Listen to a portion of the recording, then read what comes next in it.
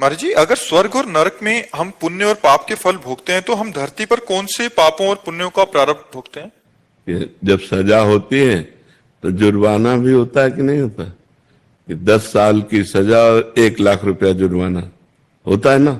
तो ऐसे ही शेष बचे हुए कर्मों को जो जुर्माना रूप होते हैं वो यहाँ मृत्यु रोग में भोगना पड़ता है। वो क्या पूर्ण हिसाब किताब तो नरक और स्वर्ग में होता है।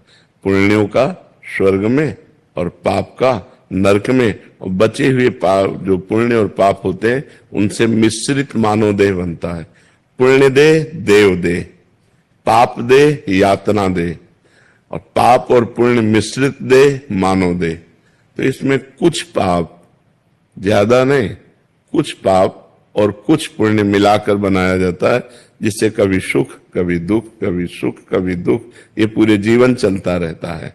लेकिन देवलोक में दुख नाम की चीज नहीं है, नरक में सुख नाम की चीज नहीं है। यहाँ सुख और दुख दोनों है। अगर भजन कर लो तो पाप और पुण्य दोनों को नष्ट करके परम सुख को प्राप्त हो सकते हो, जो सुख और दुख दोनों से परे है। ये मानव देह में विशेष योग्यता है कि वो भगवान का भजन करके शुभ और अशुभ को नष्ट करके वो परमात्मा प्राप्ति कर सकता है, वो आत्यंतिक सुख प्राप्त कर सकता है। ये न देव शरीर में है न यातना देह में है, ये केवल मानव देह में ही सुविधा है कि आप भजन करके भगवान को प्राप्त